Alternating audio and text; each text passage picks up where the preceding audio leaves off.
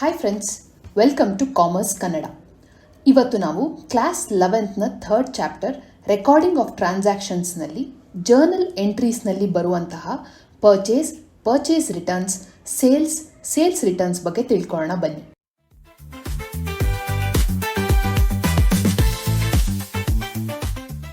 Friends, ನಾವು ಹಿಂದಿನ ವಿಡಿಯೋದಲ್ಲಿ ಜರ್ನಲ್ ಎಂಟ್ರಿ ಹೇಗೆ ಮಾಡೋದು, ಏನೇನು ರೂಲ್ಸ್ ಫಾಲೋ ಮಾಡಬೇಕು ಅನ್ನೋದ್ರ ಬಗ್ಗೆ ಬೇಸಿಕ್ಸ್ ತಿಳ್ಕೊಂಡ್ವಿ. ಈಗ ಅದರದ್ದೇ ಒಂದು ಭಾಗ ಆಗಿರುವಂತಹ ಗೂಡ್ಸ್ ಬಗ್ಗೆ ಇನ್ನಷ್ಟು ವಿಸ್ತಾರವಾಗಿ ತಿಳ್ಕೊಳ್ಳೋಣ. ಗೂಡ್ಸ್ ಅಂದರೆ ಏನು? ನಾವು ಯಾವ ವಸ್ತುವನ್ನು ವ್ಯಾಪಾರ ಮಾಡ್ತೀವಿ ಅದಕ್ಕೆ ನಾವು ಗೂಡ್ಸ್ ಅಂತ ಹೇಳ್ತೀವಿ. ಈಗ ಫಾರ್ ಎಕ್ಸಾಂಪಲ್, ನಂದು ಶೂಸ್ ವ್ಯಾಪಾರ ಮಾಡೋದು ಅಂಗಡಿ ಆಗಿದ್ದರೆ ನನ್ನ ಗೂಡ್ಸು ಶೂಸು. ಬರೀ ಶೂಸ್ ಅಷ್ಟೇನಾ? ಅಲ್ಲ, ಶೂಸಲ್ಲಿ ಏನೇನು ಕಚ್ಚಾ ವಸ್ತುಗಳು ಕಾಣುತ್ತೆ ಅಂದರೆ, ಈಗ ನಾನೊಂದು ಶೂಸ್ ಮಾಡೋದಕ್ಕೆ ನನಗೆ ಲೇಸ್ ಬೇಕು, ಫ್ಯಾಬ್ರಿಕ್ ಬೇಕು, ಸೋಲ್ ಬೇಕು, ಟಂಗ್ ಬೇಕು, ಅದಕ್ಕೆ ಕ್ಯಾನ್ವಸ್ ಬೇಕು. ಇದು ಎಲ್ಲಾನು ನನ್ನ ಗೂಡ್ಸ್ ಆಗುತ್ತೆ. ಬರೀ ಫೈನಲ್ ಪ್ರಾಡಕ್ಟ್ ಮಾತ್ರ ನನ್ನ ಗೂಡ್ಸ್ ಅಲ್ಲ, ಅದಕ್ಕೆ ಬೇಕಾಗಿರುವಂತಹ ಕಚ್ಚಾ ವಸ್ತುಗಳು ಸಹ ಗೂಡ್ಸ್ ಆಗುತ್ತೆ. ನಾನು ಶೂಸ್ ಮ್ಯಾನುಫ್ಯಾಕ್ಚರ್ ಮಾಡ್ತೀನಿ ಅಂದರೆ ನಾನು ಏಕಾಏಕಿ ಶೂಸ್ನ ಮ್ಯಾನುಫ್ಯಾಕ್ಚರ್ ಮಾಡೋಕ್ಕೆ ಆಗಲ್ಲ. ನನಗೆ ಕಚ್ಚಾ ವಸ್ತುಗಳು ಬೇಕು ಅಂದರೆ ರಾ ಮೆಟೀರಿಯಲ್ಸ್ ಬೇಕು. ಈಗ ಫಾರ್ ಎಕ್ಸಾಂಪಲ್, ನಾನು 100 ಲೇಸ್ಗಳನ್ನ ತರಿಸ್ಕೋತೀನಿ, ಒಂದು 50 ಮೀಟ್ರ್ ಫ್ಯಾಬ್ರಿಕ್ ತರಿಸ್ಕೋತೀನಿ, ಒಂದು 50 ಮೀಟ್ರ್ ಕ್ಯಾನ್ವಸ್ ತರಿಸ್ಕೋತೀನಿ, ಒಂದು 100 ಪೇರ್ ಸೋಲ್ಗಳನ್ನ ತರಿಸ್ಕೋತೀನಿ. ಹೀಗೆ ನನಗೆ ಬೇರೆ ಬೇರೆ ವಸ್ತುಗಳನ್ನ ನಾನು ಪರ್ಚೇಸ್ ಮಾಡಿ ತಂದು ಆಮೇಲೆ ನಾನು ಶೂಸ್ನ ಮ್ಯಾನುಫ್ಯಾಕ್ಚರ್ ಮಾಡಬೇಕು. ಇದು ಗೂಡ್ಸ್ಗೆ ಸಂಬಂಧಪಟ್ಟಿರುವಂತಹ ವಿಷಯ. ಹಿಂದಿನ ಎಕ್ಸಾಂಪಲ್ನಲ್ಲಿ ನಾವು ಗೂಡ್ಸ್ ಒಳಗಡೆ ಬಂದಾಗ ಏನಂತ ರೆಕಾರ್ಡ್ ಮಾಡಿದ್ವಿ? ಗೂಡ್ಸ್ ಅಕೌಂಟ್ ಟು ಕ್ಯಾಶ್ ಕೊಟ್ಟಿದ್ರೆ ಕ್ಯಾಶ್ ಅಕೌಂಟ್ ಅಂತ ರೆಕಾರ್ಡ್ ಮಾಡಿದ್ವಿ. ಆದರೆ ಅದನ್ನು ಇನ್ನಷ್ಟು ಸ್ಪೆಸಿಫಿಕ್ ಆಗಿ ನಾವು ಬರಿಬೇಕಾಗತ್ತೆ. ಗೂಡ್ಸ್ ಅಂತ ಬರೆದ್ಬಿಟ್ರೆ ಸಾಕಾಗೋದಿಲ್ಲ, ಅದನ್ನು ನಾವು ಪರ್ಚೇಸ್ ಅಕೌಂಟ್ ಅಂತ ಬರಿಬೇಕು. ಟು ಕ್ಯಾಶ್ ಕೊಟ್ಟಿದ್ರೆ ಕ್ಯಾಶ್. ಈಗ ನಾನು ಗೂಡ್ಸ್ ಅಂತ ಹೇಳಿದ ತಕ್ಷಣ ನೀವು ಗೂಡ್ಸ್ ಒಳಗಡೆ ಬಂತಾ ಹೊರಗಡೆ ಹೋಯ್ತಾ ಇದೊಂದು ಕನ್ಫ್ಯೂಷನ್ ಇರುತ್ತೆ. ಅದೇನೇ ನಾನು ನಿಮಗೆ ಗೂಡ್ಸ್ನ ನಾನು ಪರ್ಚೇಸ್ ಮಾಡಿದ್ದೀನಿ ಅಂತ ನಾನು ಬರೆಯುವ ಜರ್ನಲ್ ಎಂಟ್ರಿನಲ್ಲೇ ಹೇಳಿಬಿಟ್ರೆ ನಿಮಗೆ ಇನ್ನಷ್ಟು ಕ್ಲಿಯರ್ ಆಗಿ ಗೊತ್ತಾಗುತ್ತೆ. ನಾನು 100 ಶೂಸ್ ಲೇಸ್ಗಳನ್ನ ತರಿಸ್ಕೊಂಡಿದ್ದೀನಿ, ನನಗೆ 50 ಡಿಫೆಕ್ಟ್ ಪೀಸ್ ಬಂದಿದೆ ಅಂತ ಅಂದ್ಕೊಳ್ಳೋಣ. ನಾನು 50 ಡಿಫೆಕ್ಟ್ ಪೀಸ್ ಇಟ್ಕೊಂಡು ಏನು ಮಾಡಲಿ? ನಾನೇನು ಮಾಡ್ತೀನಿ, ಅದನ್ನು ನನಗೆ ಸೇಲ್ ಮಾಡಿರುವಂತಹ ವೆಂಡರ್ಗೆ ಫೋನ್ ಮಾಡ್ತೀನಿ. ಫೋನ್ ಮಾಡಿಬಿಟ್ಟು, ನೋಡಪ್ಪ, ನೀನು ಕೊಟ್ಟಿರೋ 50 ಪೀಸ್ ಡಿಫೆಕ್ಟ್ ಇದೆ, ಅದು ನೀನು ವಾಪಸ್ ತಗೋ ಅಂತ ಹೇಳ್ತೀನಿ. ಅವನು ಆಯಿತು ಸರ್ ಕಳಿಸಿ ಅಂತ ಅವನು ಹೇಳ್ತಾನೆ. ನಾನೇನು ಮಾಡ್ತೀನಿ, ಅದನ್ನು ರೆಕಾರ್ಡ್ ಮಾಡ್ತೀನಿ. ನಮ್ಮ ಬಿಸ್ನೆಸ್ನಲ್ಲಿ ಏನೇ ವ್ಯವಹಾರಗಳು ನಡೆದ್ರೂ ಅದನ್ನು ನಾವು ರೆಕಾರ್ಡ್ ಮಾಡಬೇಕು. ಇಲ್ಲಿ ಕಳಿಸ್ತಾ ಇರುವಂತಹ 50 ಶೂಸ್ ಲೇಸ್ನ ನಾನು ಏನಂತ ರೆಕಾರ್ಡ್ ಮಾಡಲಿ? ಪರ್ಚೇಸ್ ಮಾಡಿದ್ದೆ, ಅದನ್ನು ನಾನು ರಿಟರ್ನ್ ಮಾಡ್ತಾ ಇದ್ದೀನಿ. Purchase returns. ಅವನು ನಮಗೆ ಕ್ಯಾಶ್ ಕೊಡ್ತಾನೆ ಅಂತ ಆದರೆ cash account to purchase return account. ಇದನ್ನು ರಿಟರ್ನ್ ಔಟ್ವರ್ಡ್ ಅಂತಲೂ ಕರೀತಾರೆ. ಯಾಕೆ ಔಟ್ವರ್ಡ್ ಅಂತ ಕರೀತಾರೆ? ಅದು ನಮ್ಮ ಬಿಸ್ನೆಸ್ಸಿಂದ ಹೊರಗೆ ಹೋಗ್ತಾ ಇದೆ. ಬಂದಿರುವಂತಹ ಗೂಡ್ಸು ನಮ್ಮ ಬಿಸ್ನೆಸ್ಸಿಂದ ಹೊರಗೆ ಹೋಗ್ತಾ ಇರೋದ್ರಿಂದ ಅದನ್ನು ನಾವು ರಿಟರ್ನ್ ಔಟ್ವರ್ಡ್ ಅಂತ ಕರಿತೀವಿ. ಅದಕ್ಕೆ ಈ ಥರ ಜರ್ನಲ್ ಎಂಟ್ರಿ ಮಾಡ್ತೀವಿ. ನೆಕ್ಸ್ಟು, ನಾವು ಮ್ಯಾನುಫ್ಯಾಕ್ಚರ್ ಮಾಡಿರುವಂತಹ ಗೂಡ್ಸನ್ನ ಸೇಲ್ ಮಾಡ್ತೀವಿ. ಸೇಲ್ ಮಾಡೋದನ್ನು ಸಹ ನಾವು ಕ್ಲಿಯರ್ ಆಗಿ ರೆಕಾರ್ಡ್ ಮಾಡಬೇಕು. ಹಿಂದಿನ ಎಕ್ಸಾಂಪಲ್ನಲ್ಲಿ ನಾವು ಗೂಡ್ಸ್ ಹೊರಗಡೆ ಹೋದಾಗ ಏನು ಮಾಡಿದ್ವಿ? ಕ್ಯಾಶ್ ಒಳಗಡೆ ಬಂತು, ಟು ಗೂಡ್ಸ್ ಅಕೌಂಟ್ ಅಂತ ಅದನ್ನು ಬರೆದಿದ್ವಿ. ಅದಕ್ಕಿಂತ ಕ್ಲಿಯರ್ ಆಗಿ ನಾವು ಇಲ್ಲಿ ಬರಿಬೇಕು. ಕ್ಯಾಶ್ ಬಂದಿದ್ರೆ cash account to sales account. Sales account ಅಂತ ಬರೆದ ತಕ್ಷಣ ನಿಮ್ಗೇನು ಗೊತ್ತಾಯಿತು? ಓ, ಈ ಗೂಡ್ಸು ಸೇಲ್ ಆಗಿದೆ ಅಂತ ನಿಮಗೆ ಗೊತ್ತಾಯಿತು. It is more specific. ಅದೇನೇ ನಾವು ಸೇಲ್ ಮಾಡಿರುವಂತಹ ಗೂಡ್ಸು ಅಕಸ್ಮಾತ್ ಡಿಫೆಕ್ಟ್ ಇದ್ದು ಅದೇನಾದರೂ ವಾಪಸ್ ಬಂದರೆ ಅದಕ್ಕೆ ನಾವು ಸೇಲ್ಸ್ ರಿಟರ್ನ್ಸ್ ಅಂತ ಹೇಳ್ತೀವಿ. ನಾವು ಸೇಲ್ ಮಾಡಿರೋದು ವಾಪಸ್ ಬರ್ತಾ ಇದೆ ಅಂತ ಹೇಳ್ತೀವಿ. ಅದಕ್ಕೇನು ಜರ್ನಲ್ ಎಂಟ್ರಿ ಬರೀಬೇಕು? ಇಲ್ಲಿ ನೋಡೋಣ. ಏನು ಒಳಗಡೆ ಬರ್ತಾ ಇದೆ? ಸೇಲ್ಸ್ ರಿಟರ್ನ್ಸ್ ಅಕೌಂಟ್ ಟು, ನಾವು ಕ್ಯಾಶ್ ಕೊಟ್ಟರೆ ಕ್ಯಾಶು, ಇಲ್ಲ ಕ್ರೆಡಿಟ್ ಸೇಲ್ ಆಗಿದ್ದರೆ ಕ್ರೆಡಿಟ್ ತಗೊಂಡವನ ಹೆಸರನ್ನ ಬರಿತೀವಿ. ಇಲ್ಲಿ ಅದನ್ನೇ ಹೇಳ್ತಾರೆ ನೋಡಿ, ನಾವು ಗೂಡ್ಸನ್ನ ಪರ್ಚೇಸ್ ಮಾಡಿದ್ದೀವಿ, ಅಕಸ್ಮಾತ್ ಅದನ್ನು ನಾವು ಕ್ಯಾಶ್ ಕೊಟ್ಟು ಪರ್ಚೇಸ್ ಮಾಡಿದರೆ ಅಥವಾ ನಾವು ಬ್ಯಾಂಕ್ ಚೆಕ್ ಕೊಟ್ಟು ಪರ್ಚೇಸ್ ಮಾಡಿದರೆ ಆ ವ್ಯವಹಾರನ ನಾವು ಅಲ್ಲಿಗೆ ಮುಗಿಸ್ತಾ ಇದ್ದೀವಿ. ಗೂಡ್ಸ್ ಒಳಗಡೆ ಬಂತು, ನಮ್ಮ ಕ್ಯಾಶ್ ಹೊರಗಡೆ ಹೋಯಿತು. ಇಲ್ಲಿ ನೋಡಿ, ಪರ್ಚೇಸ್ ಅಕೌಂಟ್ ಗೂಡ್ಸ್ ಒಳಗಡೆ ಬರ್ತಾ ಇದೆ, ಕ್ಯಾಶ್ ಹೊರಗಡೆ ಹೋಗ್ತಾ ಇದೆ. ಅದನ್ನೇ ಇಲ್ಲಿ ಹೇಳ್ತಾರೆ. ಅಕಸ್ಮಾತ್ ಏನಾದರೂ ಸಾಲ ಹೇಳಿ ನಾವು ಅದನ್ನು ಪರ್ಚೇಸ್ ಮಾಡಿದರೆ, ಈಗ ಸತೀಶ್ ಅನ್ನೋನು ನನಗೆ ಶೂಸ್ ಲೇಸ್ನ ವ್ಯಾಪಾರ ಮಾಡ್ತಿದ್ದಾನೆ ಅಂತ ಅಂದ್ಕೊಳ್ಳೋಣ. ಅವನಿಗೆ ನಾನು ಸಾಲ ಹೇಳಿ ಲೇಸ್ನ ತೊಗೊಂಬಂದಿದ್ದೀನಿ ಅಂತಂದರೆ ಅದನ್ನು ಕ್ರೆಡಿಟ್ ಪರ್ಚೇಸ್ ಅಂತ ಹೇಳ್ತಾರೆ. ಇಲ್ಲಿ ಜರ್ನಲ್ ಎಂಟ್ರಿ ಏನು ಬರುತ್ತೆ ನೋಡೋಣ ಬನ್ನಿ.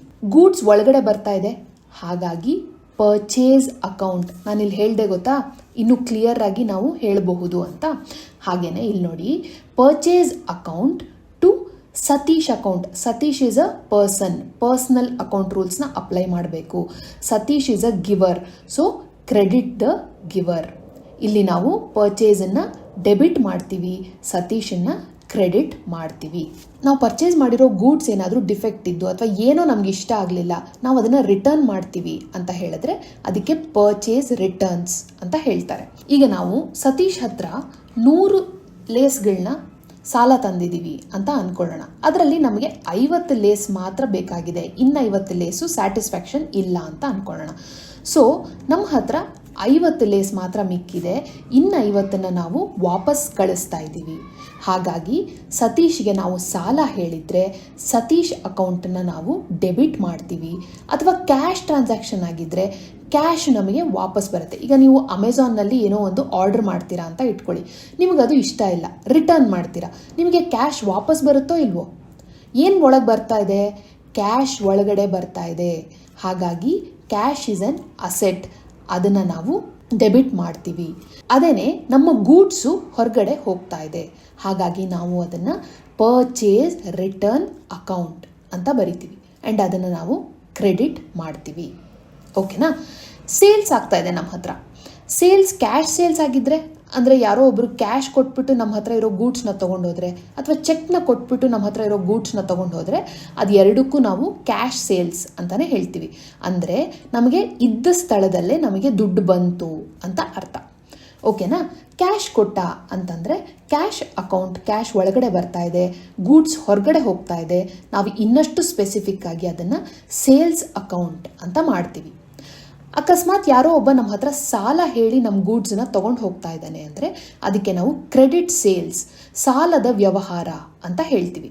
ಫಾರ್ ಎಕ್ಸಾಂಪಲ್, ಇಲ್ಲಿ ವಿಕ್ರಮ್ ಅನ್ನೋನು ನಮ್ಮ ಹತ್ರ ಸಾಲ ಹೇಳಿ ನಮ್ಮ ಗೂಡ್ಸನ್ನ ತೊಗೊಂಡು ಹೋಗ್ತಾ ಇದ್ದಾನೆ. ವಿಕ್ರಮ್ ಅಕೌಂಟನ್ನು ನಾವು ಡೆಬಿಟ್ ಮಾಡ್ತೀವಿ. ಯಾಕೆ? Vikram is a personal account ರೂಲ್ಸ್ನ ಅಪ್ಲೈ ಮಾಡಿದ್ರೆ ಡೆಬಿಟ್ ದ ರಿಸೀವರ್, ಅವನು ನಮ್ಮ ಗೂಡ್ಸ್ನ ರಿಸೀವ್ ಮಾಡ್ತಾ ಇದ್ದಾನೆ, ತಗೋತಾ ಇದ್ದಾನೆ. ಹಾಗಾಗಿ ವಿಕ್ರಮ್ ಅಕೌಂಟನ್ನು ನಾವು ಡೆಬಿಟ್ ಮಾಡ್ತೀವಿ. ಗೂಡ್ಸ್ ಅದು ಅಸೆಟ್ ಆಗಿರೋದ್ರಿಂದ ಅದನ್ನು ನಾವು ಕ್ರೆಡಿಟ್ ಮಾಡ್ತೀವಿ. ಈಗ ವಿಕ್ರಮ್ ತಗೊಂಡು ಹೋಗಿರುವಂತಹ ಗೂಡ್ಸನ್ನು ರಿಟರ್ನ್ ಮಾಡ್ತಿದ್ದಾನೆ ಅಂತ ಅಂದ್ಕೊಳ್ಳೋಣ, ಆಗ ಅದು ಸೇಲ್ಸ್ ರಿಟರ್ನ್ಸ್ ಅಂತ ಅನ್ನಿಸ್ಕೊಳ್ಳುತ್ತೆ. ನಾವು ಸ್ಪೆಸಿಫಿಕ್ ಆಗಿ ಬರೀಬೇಕಾಗಿರೋದ್ರಿಂದ ಸೇಲ್ ಆಗಿರುವಂತಹ ಗೂಡ್ಸು ರಿಟರ್ನ್ ಬರ್ತಾ ಇದೆ, ಸೇಲ್ಸ್ ರಿಟರ್ನ್ಸ್ ಅಕೌಂಟ್, ಇದನ್ನು ನಾವು ಡೆಬಿಟ್ ಮಾಡ್ತೀವಿ. ವಿಕ್ರಮ್ ಅಥವಾ ಕ್ಯಾಶ್ ನಾವು ವಾಪಸ್ ಕೊಡಬೇಕಾಗತ್ತೆ, ಅಥವಾ ವಿಕ್ರಮ್ ಸಾಲ ಹೇಳಿದರೆ ಅಷ್ಟರ ಮಟ್ಟಿಗಿನ ಸಾಲ ಕಮ್ಮಿ ಆಗುತ್ತೆ.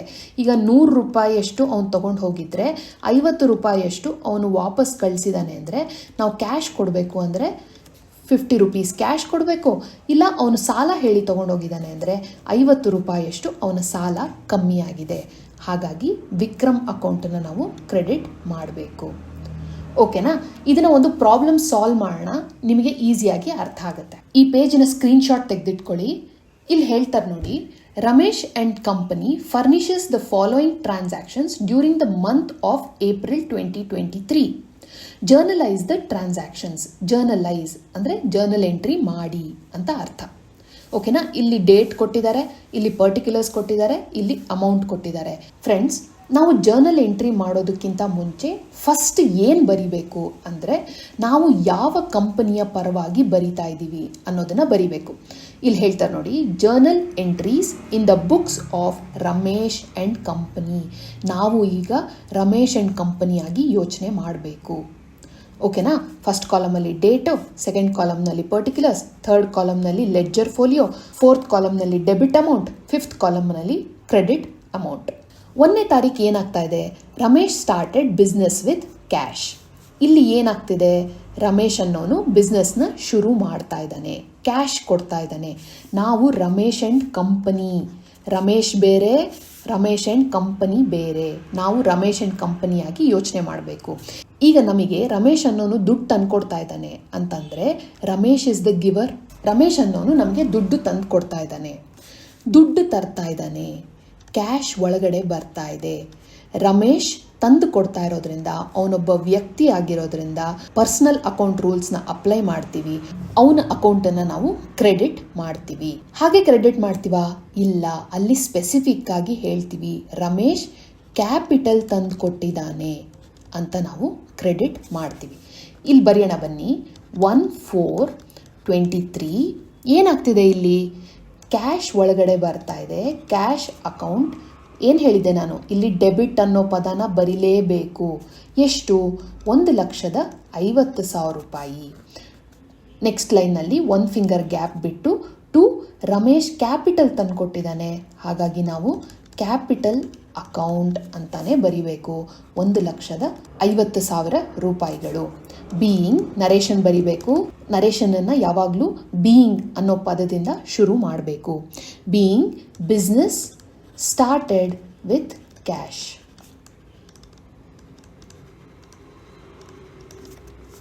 Next 1/4/23 goods purchased for cash. ಏನಾಗ್ತಿದೆ ಇಲ್ಲಿ, ಗೂಡ್ಸ್ ಒಳಗಡೆ ಬರ್ತಾ ಇದೆ, ಹಾಗಾಗಿ ಇಲ್ಲಿ ನಾವು ಪರ್ಚೇಸ್ ಅಕೌಂಟ್ ಬಗ್ಗೆ ಮಾತಾಡ್ತೀವಿ.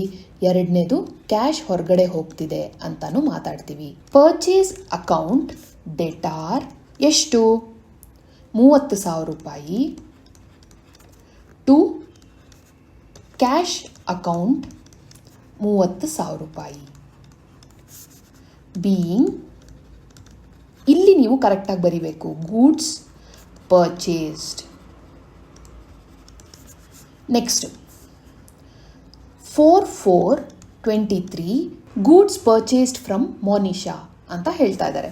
ಇಲ್ಲಿ ಗೂಡ್ಸ್ ಬಗ್ಗೆ ಮಾತಾಡ್ತೀವಿ ಆ್ಯಂಡ್ ಸಾಲ ತಗೊಂಡಿದ್ದೀವಿ. ಅಕಸ್ಮಾತ್ ಕ್ಯಾಶ್ ಕೊಟ್ಟೇನಾದರೂ ತಗೊಂಡಿದ್ರೆ ಹಿಂದಿನ ವ್ಯವಹಾರ ಥರ ಕ್ಯಾಶ್ ಅಂತ ಸ್ಪೆಸಿಫೈ ಆಗಿರೋದು. ಇಲ್ಲಿ ಹೆಸರು ಹೇಳ್ತಾ ಇರೋದ್ರಿಂದ ನಾವು ಸಾಲ ಹೇಳಿದ್ದೀವಿ ಅಂತ ನಾವೇ ಅಸ್ಯೂಮ್ ಮಾಡ್ಕೋಬೇಕು. ಇಲ್ಲಿ ಎರಡು ವಿಷಯದ ಬಗ್ಗೆ ನಾವು ಮಾತಾಡ್ತೀವಿ.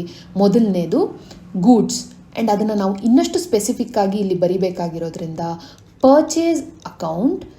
ಎರಡನೇದು ಮೋನಿಶಾ ಅಕೌಂಟ್, ಅದನ್ನೇ ಇಲ್ಲಿ ಬರೆಯೋಣ ಬನ್ನಿ. ಪರ್ಚೇಸ್ ಮಾಡ್ತಾ ಇದ್ದೀವಿ ನಾವು. ಪರ್ಚೇಸ್ ಅಕೌಂಟ್ ಡೆಟಾರ್ ಎಷ್ಟು? 25,000 ರೂಪಾಯಿಯಷ್ಟು. ಟು ಯಾರಿಂದ ತರ್ತಾ ಇದ್ದೀವಿ? ಮೊನಿಶಾ ಅನ್ನೋರಿಂದ ತರ್ತಾ ಇದ್ದೀವಿ. ಅವರಿಗೆ ನಾವು ಸಾಲ ಹೇಳಿದ್ದೀವಿ, ಹಾಗಾಗಿ ಅದು ಪರ್ಸನಲ್ ಅಕೌಂಟ್ ರೂಲ್ಸ್ನ ಅಪ್ಲೈ ಮಾಡಬೇಕಾಗತ್ತೆ. ಮೊನಿಶಾ ಇಸ್ ದ ಗಿವರ್, ಅವ್ರು ನಮಗೆ ಕೊಡ್ತಾ ಇದ್ದಾರೆ, ಹಾಗಾಗಿ ಅವ್ರ ಅಕೌಂಟನ್ನು ನಾವು ಕ್ರೆಡಿಟ್ ಮಾಡ್ತೀವಿ. ಮೋನಿಶಾ ಅಕೌಂಟ್ ಎಷ್ಟು? 25,000 ರೂಪಾಯಿಗಳು. Being goods purchased from Monisha.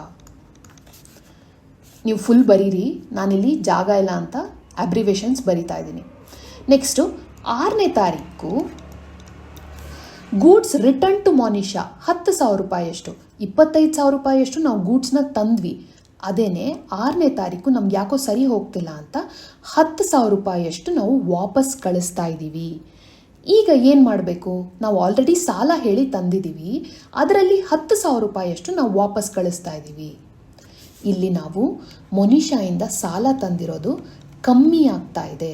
ಈಗ ಫಾರ್ ಎಕ್ಸಾಂಪಲ್ ಮೊನಿಶಾಯಿಂದ 25 ರೂಪಾಯಿ ಸಾಲ ತಂದಿದ್ರಿ, ಅದರಲ್ಲಿ 10 ರೂಪಾಯಿ ನೀವು ವಾಪಸ್ ಕೊಟ್ಟಿದ್ದೀರಾ ಅಂತಂದರೆ ಇನ್ನೆಷ್ಟು ಮಿಗುತ್ತೆ ನಿಮ್ಮ ಹತ್ರ? 15 ರೂಪಾಯಿಗಳು. ಆದರೆ ಇಲ್ಲಿ ನಾವು ಈ 10 ರೂಪಾಯಿ ಏನು ವಾಪಸ್ ಕೊಟ್ವಿ ಅದಕ್ಕೆ ಜರ್ನಲ್ ಎಂಟ್ರಿ ಪಾಸ್ ಮಾಡ್ತಾ ಇದ್ದೀವಿ. 6ನೇ ತಾರೀಕು goods return to Monisha. So Monisha ಅಕೌಂಟನ್ನು ಇಲ್ಲಿ ನಾವು ಡೆಬಿಟ್ ಮಾಡ್ತೀವಿ. ಯಾಕೆ? ಮೋನಿಶಾ ಇಸ್ ದ ರಿಸೀವರ್, ಅವರು ರಿಸೀವ್ ಮಾಡ್ತಾ ಇದ್ದಾರೆ. ಏನೇನು ರಿಸೀವ್ ಮಾಡ್ತಾ ಇದ್ದಾರೆ? ನಾವು ಕೊಟ್ಟು ಕಳಿಸಿರುವಂತಹ ಗೂಡ್ಸ್ನ ರಿಸೀವ್ ಮಾಡ್ತಾ ಇದ್ದಾರೆ. ಅದು ನಮ್ಮ ಗೂಡ್ಸಾ? ಅಲ್ಲ, ನಾವು ಪರ್ಚೇಸ್ ಮಾಡಿರುವಂತಹ ಗೂಡ್ಸು. ಹಾಗಾಗಿ ಅದನ್ನು ನಾವು ಪರ್ಚೇಸ್ ರಿಟರ್ನ್ಸ್ ಅಕೌಂಟ್ ಮಾಡ್ತೀವಿ. ಮೊನಿಷಾ ಅಕೌಂಟನ್ನು ಡೆಬಿಟ್ ಮಾಡ್ತೀವಿ. ಎಷ್ಟು? 10,000 ರೂಪಾಯಿಯಷ್ಟು.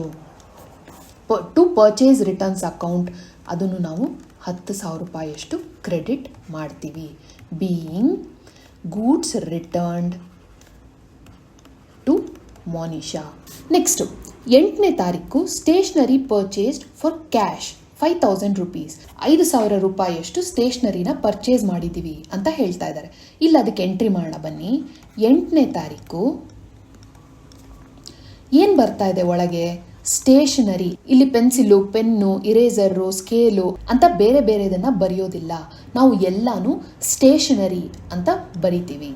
ಸ್ಟೇಷನರಿ ಅಕೌಂಟ್ ಡೆಟಾರ್ ಎಷ್ಟು? 5,000 ರೂಪಾಯಿಯಷ್ಟು.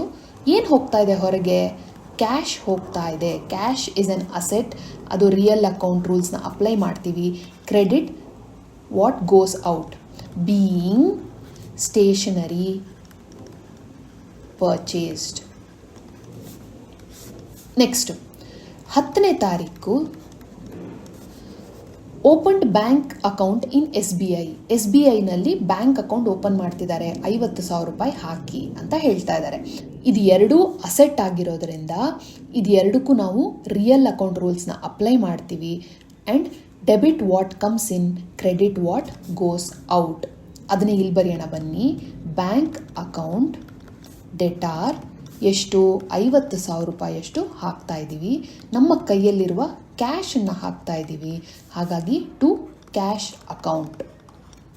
Being money deposited in bank. Next 13ನೇ ತಾರೀಕು ಗೂಡ್ಸ್ ಸೋಲ್ಡ್ ಫಾರ್ ಕ್ಯಾಶ್ ಅಂತ ಹೇಳ್ತಾ ಇದ್ದಾರೆ. 13/4/23 ಗೂಡ್ಸ್ ಸೋಲ್ಡ್ ಫಾರ್ ಕ್ಯಾಶ್. ಇಲ್ಲಿ ಏನಾಗ್ತಾ ಇದೆ? ಎರಡು ವಿಷಯ ನಾವು ಮಾತಾಡ್ತಾ ಇದ್ದೀವಿ. ಕ್ಯಾಶ್ ಅನ್ನೋದು ಒಳಗಡೆ ಬರ್ತಾ ಇದೆ, ಗೂಡ್ಸ್ ಹೊರಗಡೆ ಹೋಗ್ತಾ ಇದೆ. ಇಲ್ಲಿ ನಾವು ಗೂಡ್ಸ್ ಅಂತ ಬಂದ ತಕ್ಷಣ ಇನ್ನೂ ಸ್ಪೆಸಿಫಿಕ್ ಆಗಿ ಹೇಳಬೇಕು. ಹಾಗಾಗಿ ಇದು ಹೊರಗಡೆ ಹೋಗ್ತಾ ಇರೋದ್ರಿಂದ ಇದನ್ನು ನಾವು ಸೇಲ್ಸ್ ಅಂತ ಕನ್ಸಿಡರ್ ಮಾಡ್ತೀವಿ. ಕ್ಯಾಶ್ ಅಕೌಂಟ್ ಡೆಟಾರ್ ಎಷ್ಟು? 60,000 ರೂಪಾಯಿಯಷ್ಟು ಸೇಲ್ಸ್ ಮಾಡಿದ್ದೀವಿ ನಾವು. ಟು ಸೇಲ್ಸ್ ಅಕೌಂಟ್ 60,000 ರೂಪಾಯಿಗಳು. Being goods sold. Next 15/4/23 goods sold to Shiva. ಈ ಹಿಂದಿನ ಟ್ರಾನ್ಸಾಕ್ಷನಲ್ಲಿ ನಾವು ಗೂಡ್ಸ್ ಕೊಟ್ವಿ, ಕ್ಯಾಶ್ ಬಂತು. ಆದರೆ ಇಲ್ಲಿ ಶಿವ ಅನ್ನೋನು ಸಾಲ ಹೇಳಿ ಗೂಡ್ಸನ್ನು ತೊಗೊಂಡು ಹೋಗ್ತಾ ಇದ್ದಾನೆ. ಇಲ್ಲಿ ನಮಗೆ ಸೇಲ್ಸ್ ಆಗ್ತಾ ಇದೆ, ಆದರೆ ಅದು ಕ್ರೆಡಿಟ್ ಸೇಲ್ ಆಗ್ತಾ ಇದೆ. ಸೊ ನಾವಿಲ್ಲಿ ಡಿಸ್ಕಸ್ ಮಾಡಬೇಕಾಗಿರುವಂತಹ ಎರಡು ವಿಷಯಗಳು, ಒಂದು ಶಿವ, ಎರಡನೇದು ಸೇಲ್ಸ್. ಓಕೆನಾ? ಶಿವ ಅನ್ನೋನು ಸಾಲ ಹೇಳಿ ತೊಗೊಂಡು ಹೋಗ್ತಾ ಇದ್ದಾನೆ. ಸೊ ಹಾಗಾಗಿ ಪರ್ಸ್ನಲ್ ಅಕೌಂಟ್ ರೂಲ್ಸ್ನ ಅಪ್ಲೈ ಮಾಡ್ತೀವಿ. Debit the receiver. Shiva account debtor 30,000 rupees to sales account 30,000 rupees. Being goods sold to Shiva. Next 18/4/23 received cash from Shiva 30,000 rupees. ಇಲ್ಲಿ ಹಿಂದಿನ ಟ್ರಾನ್ಸಾಕ್ಷನಲ್ಲಿ ಅವನು ಸಾಲ ಹೇಳಿಬಿಟ್ಟು ಗೂಡ್ಸ್ನ ತೊಗೊಂಡು ಹೋಗಿದ್ದ. ಈಗ ಆ ಸಾಲನ ತೀರಿಸ್ತಾ ಇದ್ದಾನೆ.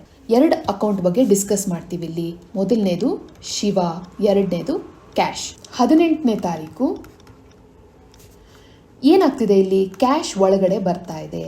ಕ್ಯಾಶ್ ಅಕೌಂಟ್ ಡೆಟಾರ್ ಎಷ್ಟು? 30,000 ರೂಪಾಯಿಯಷ್ಟು. ಒಂದು ಫಿಂಗರ್ ಗ್ಯಾಪ್ ಬಿಟ್ಟು ಟು ಶಿವ ಅಕೌಂಟ್, ಅದು ಸಹ 30,000 ರೂಪಾಯಿಯಷ್ಟು.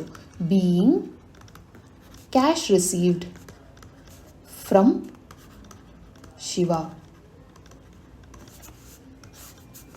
Next 24/23 goods sold to Priya and received cheque. ಇಲ್ಲಿ ನೋಡಿ, ಪ್ರಿಯಾ ಅನ್ನೋ ಹೆಸರನ್ನು ಹೇಳ್ತಾ ಇದ್ದಾರೆ ಆ್ಯಂಡ್ ರಿಸೀವ್ಡ್ ಎ ಚೆಕ್ ಅಂತಾನು ಹೇಳ್ತಾ ಇದ್ದಾರೆ. ಮ್ಯಾಮ್ ಇದು ಕ್ರೆಡಿಟ್ ಟ್ರಾನ್ಸಾಕ್ಷನ್ ಅಲ್ವಾ ಮ್ಯಾಮ್, ಹೆಸರು ಹೇಳ್ತಾ ಇರೋದ್ರಿಂದ ಅಂತ ನೀವು ಕೇಳ್ಬೋದು. ಇಲ್ಲ, ಇದು ಕ್ರೆಡಿಟ್ ಟ್ರಾನ್ಸಾಕ್ಷನ್ ಆಗಿದ್ರೆ ಇಲ್ಲಿ ರಿಸೀವ್ಡ್ ಎ ಚೆಕ್ ಅಂತ ಯಾಕೆ ಹೇಳ್ತಾ ಇದ್ರು? ಇದು ನಿಮ್ಮನ್ನ ಕನ್ಫ್ಯೂಸ್ ಮಾಡೋದಕ್ಕೆ ಅಂತಾನೆ ಬರ್ದಿದ್ದಾರೆ. Goods sold to Priya and received a cheque. ಇಲ್ಲಿ ಚೆಕ್ ರಿಸೀವ್ ಆಗಿರೋದ್ರಿಂದ ನಾವು ಇದನ್ನ ಕ್ಯಾಶ್ ಸೇಲ್ಸ್ ಅಂದರೆ ಇಮ್ಮಿಡಿಯೇಟಾಗಿ ಈ ಸೇಲ್ ಮುಗ್ದೋಯ್ತು ಅಂತ ಕನ್ಸಿಡರ್ ಮಾಡ್ತೀವಿ. ಓಕೆನಾ? ಸೊ ಇಲ್ಲಿ ನಾವು 2 ವಿಷಯದ ಬಗ್ಗೆ ಡಿಸ್ಕಸ್ ಮಾಡ್ತೀವಿ. ಮೊದಲನೇದು ಬ್ಯಾಂಕ್ ಅಕೌಂಟ್, ಚೆಕ್ ಬಂದಿರೋದ್ರಿಂದ ಬ್ಯಾಂಕ್ ಅಕೌಂಟ್. ಎರಡನೇದು ನಮಗೆ ಗೂಡ್ಸು ಸೇಲ್ ಆಗಿದೆ, ಹಾಗಾಗಿ ಸೇಲ್ಸ್ ಅಕೌಂಟ್. ಇದನ್ನು ಜರ್ನಲ್ ಮಾಡೋಣ ಬನ್ನಿ. 24-23 ಬ್ಯಾಂಕ್ ಅಕೌಂಟ್, ದುಡ್ಡು ಒಳಗಡೆ ಬರ್ತಾ ಇದೆ. ಡೆಟಾರ್ ಎಷ್ಟು? 50,000 ರೂಪಾಯಿಯಷ್ಟು. ಟು ಸೇಲ್ಸ್ ಅಕೌಂಟ್ 50,000 ರೂಪಾಯಿ. Being goods sold. ಅದು ಸಾಲದಾಗಿದ್ದರೆ ನಾವು ಹೆಸರು ಬರಿಬೇಕಿತ್ತು. ಇದು ಸಾಲದ ವ್ಯವಹಾರ ಅಲ್ಲ, ಹಾಗಾಗಿ ಬೀಯಿಂಗ್ ಗೂಡ್ಸ್ ಸೋಲ್ಡ್ ಅಂತ ಬರೆದ್ರೆ ಸಾಕು. Next 22/4/23 paid to Monisha through cheque. ಈಗ ನಮ್ಮ ಹತ್ರ ಸಾಕಷ್ಟು ದುಡ್ಡಿದೆ, ನಾವು ಹಿಂದೆ ಮೋನಿಶಾಯಿಂದ ತಗೊಂಡಿದ್ದಂತಹ ಸಾಲದ ವ್ಯವಹಾರವನ್ನು ಆದಷ್ಟು ಮುಗಿಸ್ಬಿಡೋಣ. 25,000 ರೂಪಾಯಿಗೆ ನಾವು ಗೂಡ್ಸ್ನ ಪರ್ಚೇಸ್ ಮಾಡಿದ್ವಿ. ಅದರಲ್ಲಿ ನಮಗೆ 10,000ದಷ್ಟು ಇಷ್ಟ ಆಗಲಿಲ್ಲ, ಅದನ್ನು ವಾಪಸ್ ಕಳಿಸಿದ್ದೀವಿ. ಇನ್ನು ನಮ್ಮ ಹತ್ರ ಉಳಿದಿರೋದು 15,000 ರೂಪಾಯಿಗೆ. ಅದಕ್ಕೆ ನಾವು ಚೆಕ್ ಕೊಡ್ತಾ ಇದ್ದೀವಿ. ಇಲ್ಲಿ ನಾವು 2 ಅಕೌಂಟ್ ಬಗ್ಗೆ ಡಿಸ್ಕಸ್ ಮಾಡ್ತೀವಿ. ಮೊದಲನೇದು ಮೋನಿಶಾ, ಯಾಕೆ ಅಂದರೆ ಶಿ ಈಸ್ ದ ರಿಸೀವರ್, ಅವರು ರಿಸೀವ್ ಮಾಡ್ತಾ ಇದ್ದಾರೆ. It's a personal account. ಎರಡನೇದು ಬ್ಯಾಂಕ್ ಅಕೌಂಟ್, ಯಾಕೆ ನಾವು ಚೆಕ್ ಕೊಡ್ತಾ ಇದ್ದೀವಿ. Paid to Monisha through cheque. ಅದನ್ನೇ ಇಲ್ಲಿ ಬರೆಯೋಣ ಬನ್ನಿ. 22/4/23 ಮೋನಿಶಾ ಅಕೌಂಟ್ ಡೆಟಾರ್ ಎಷ್ಟು? 15,000 ರೂಪಾಯಿಯಷ್ಟು. ಟು ಬ್ಯಾಂಕ್ ಅಕೌಂಟ್ 15,000 ರೂಪಾಯಿಯಷ್ಟು. Being amount paid to Monisha. Next 23/4/23 withdrawn by proprietor. ಏನಿದು ವಿತ್ಡ್ರಾನ್ ಬೈ ಪ್ರೊಪ್ರೈಟರ್ ಅಂದರೆ? ಇಲ್ಲಿ ನೋಡಿ, ಮೊದಲನೇ ಟ್ರಾನ್ಸಾಕ್ಷನಲ್ಲಿ ರಮೇಶ್ ಅನ್ನೋನು ಪ್ರೊಪ್ರೈಟರ್ ಅಂದರೆ ಓನರ್. ಅವನು 1,50,000 ರೂಪಾಯಿಯಷ್ಟು ದುಡ್ಡು ಕೊಟ್ಟು ಬಿಸ್ನೆಸ್ನ ಶುರು ಮಾಡಿದ್ದಾನೆ. ಅವನಿಗೇನು ಅನಿವಾರ್ಯತೆ ಇತ್ತೋ ಏನೋ ಗೊತ್ತಿಲ್ಲ, 20,000 ರೂಪಾಯಿಯಷ್ಟು ವಿತ್ಡ್ರಾ ಮಾಡಿದ್ದಾನೆ. 1,50,000 ರೂಪಾಯಿಯಲ್ಲಿ ಅವನು 20,000 ರೂಪಾಯಿಯಷ್ಟು ಡ್ರಾ ಮಾಡ್ತಾ ಇದ್ದಾನೆ, ತಗೋತಾ ಇದ್ದಾನೆ ವಾಪಸ್. ಈ 20,000 ರೂಪಾಯಿ ಅವನು ಏನು ಡ್ರಾ ಮಾಡ್ತಾ ಇದ್ದಾನೆ ಅದನ್ನು ನಾವು ಡ್ರಾಯಿಂಗ್ಸ್ ಅಂತ ಕರಿತೀವಿ. ಹಾಗಾಗಿ ಈ ಟ್ರಾನ್ಸಾಕ್ಷನಲ್ಲಿ ನಮಗೆ ಇರುವಂತಹ 2 ಅಕೌಂಟ್ ಏನಪ್ಪ ಅಂದರೆ, ಮೊದಲನೇದು ಡ್ರಾಯಿಂಗ್ಸ್ ಅಕೌಂಟ್, ಎರಡನೇದು ಕ್ಯಾಶ್ ಅಕೌಂಟ್. ಯಾಕೆಂದರೆ ಅವನು ಕ್ಯಾಶ್ನ ತೊಗೊಂಡು ಹೋಗ್ತಾ ಇದ್ದಾನೆ ಹೊರಗೆ. ಹಾಗಾಗಿ ಡ್ರಾಯಿಂಗ್ಸ್ ಅಕೌಂಟ್ ಮತ್ತು ಕ್ಯಾಶ್ ಅಕೌಂಟ್ನ ನಾವು ರೆಕಾರ್ಡ್ ಮಾಡ್ತೀವಿ. ಬರೆಯೋಣ ಬನ್ನಿ. 23/4/23 ಏನಾಗ್ತಿದೆ ಇಲ್ಲಿ? ಡ್ರಾಯಿಂಗ್ ಮಾಡ್ತಾ ಇದ್ದಾನೆ. ಯಾರು? ರಮೇಶ್ ಅನ್ನೋನು. ಹಾಗಾಗಿ drawings account debtor 20,000 rupees. To ಏನು ಹೋಗ್ತಾ ಇದೆ ಹೊರಗೆ? Cash account 20,000 rupees. Being amount withdrawn by proprietor.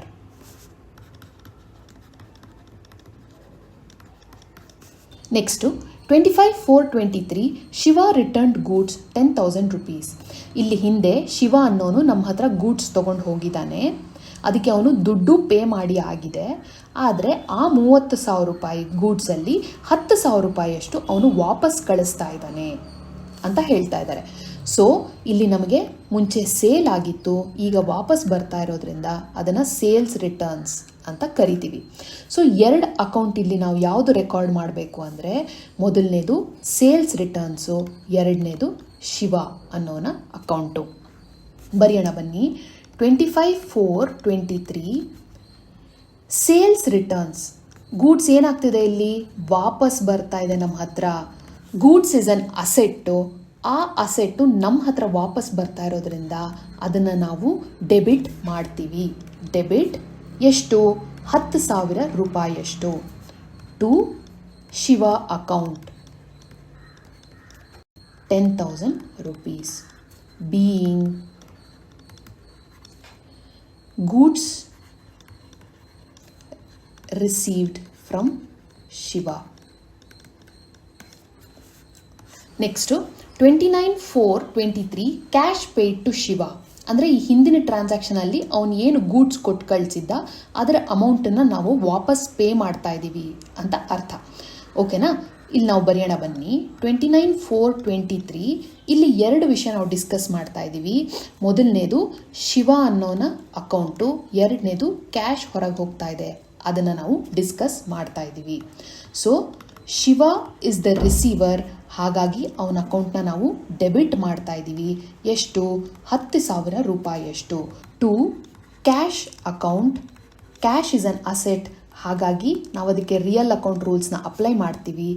ಕ್ಯಾಶ್ನ ನಾವು ಕ್ರೆಡಿಟ್ ಮಾಡ್ತೀವಿ. Credit what goes out, being amount paid to Shiva.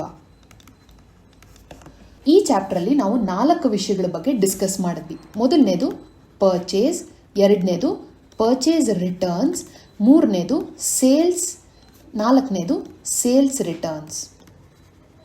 ಇದು ಎಲ್ಲಾನು ಗೂಡ್ಸ್ಗೆ ಸಂಬಂಧಪಟ್ಟಿರುವಂತಹ ವಿಷಯಗಳು.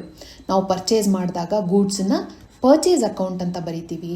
ಗೂಡ್ಸ್ನ ಅಕಸ್ಮಾತ್ ನಾವೇನಾದರೂ ವಾಪಸ್ ಕಳಿಸಿದ್ರೆ ಅದನ್ನು ಪರ್ಚೇಸ್ ರಿಟರ್ನ್ಸ್ ಅಂತ ರೆಕಾರ್ಡ್ ಮಾಡ್ತೀವಿ. ನಮ್ಮಿಂದ ಸೇಲ್ ಆಗುವಂತಹ ಗೂಡ್ಸ್ನ ನಾವು ಸೇಲ್ಸ್ ಅಕೌಂಟಲ್ಲಿ ರೆಕಾರ್ಡ್ ಮಾಡ್ತೀವಿ. ಅಕಸ್ಮಾತ್ ನಾವು ಸೇಲ್ ಮಾಡಿರೋ ಗೂಡ್ಸ್ ಏನಾದರೂ ವಾಪಸ್ ಬಂದರೆ ಸೇಲ್ಸ್ ರಿಟರ್ನ್ಸ್ ಅಂತ ರೆಕಾರ್ಡ್ ಮಾಡ್ತೀವಿ. ಅದಷ್ಟನ್ನು ನಾವು ಇಲ್ಲಿ ಇರುವಂತಹ ಟ್ರಾನ್ಸಾಕ್ಷನ್ಗಳಲ್ಲಿ ನೋಡಿದ್ದೀವಿ. ಇದನ್ನು ಇನ್ನಷ್ಟು ಪ್ರಾಕ್ಟೀಸ್ ಮಾಡಿ ನಾನು ಇನ್ನೂ ಒಂದಷ್ಟು ಪ್ರಾಬ್ಲಮ್ಸ್ ಜೊತೆಗೆ ಬರ್ತೀನಿ. ಅದನ್ನು ಒಟ್ಟಿಗೆ ಸಾಲ್ವ್ ಮಾಡೋಣ, ಸೊ ದಟ್ ನಾವೆಲ್ಲರೂ ಒಟ್ಟಿಗೆ ಕಲಿಬಹುದು. ಈ ವಿಡಿಯೋನ ನಿಮ್ಮ ಫ್ರೆಂಡ್ಸ್ ಜೊತೆಗೆ ಶೇರ್ ಮಾಡಿ. ನಮ್ಮ ಚಾನೆಲ್ನ ಸಬ್ಸ್ಕ್ರೈಬ್ ಮಾಡೋದು ಮರಿಬೇಡಿ. ಈ ವಿಡಿಯೋನ ಲೈಕ್ ಮಾಡೋದು ಮರಿಬೇಡಿ. Thank you.